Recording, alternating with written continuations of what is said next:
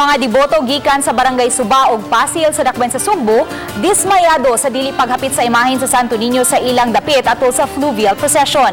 Hinuon nakasabot ra sila sa lagda apan dili kini makapakgang sa pagpahigayon sa ilang kaugalingong fluvial procession. Aniya ang report. Gawa sa main fiesta celebration sa sinulog sa Dakbayan sa Sugbo na ay lahi nga kasaudugan ang Barangay Suba ug Pasil nga dungan sa syudad.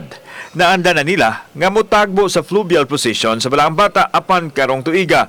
Dili sila matugutan tungod kay naaman usay nagpadayon nga construction sa third bridge. Busa sila mismo ang mohimo og fluvial procession nga mosubay sa SRP. Tinguha nila nga magpaantaw sa main fluvial procession sa Balaang Bata. Dulaan sa 200 kamasakayan ang mosalmot sa linahi nga fluvial sa nasoing mga barangay. Doon nasab sila registration sa Coast Guard. Nagsabot niya ang kaning among pura-paroko na nihangyo gimis Coast Guard, nagpigmit mi ni Consul Philip Sapra nga pwede kung di may makaduol, pwede magpubyal lamig amuwa, maglain mi kamong kuan ba ato sa SRP, then sintos may kuan unahon. Samtang ready na ang mga tao sa ilang fiesta.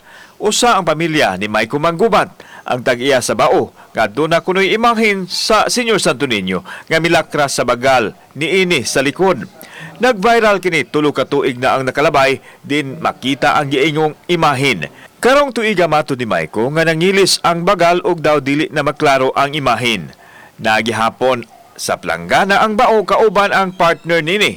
Apan bisan panini nagpabilin gihapon ang hugot nilang pagtuo sa Senior Santo Niño. Ni siya nga bao sa una nga nagtrending nga naay ni kuan tatak nga Santo Niño yang shell.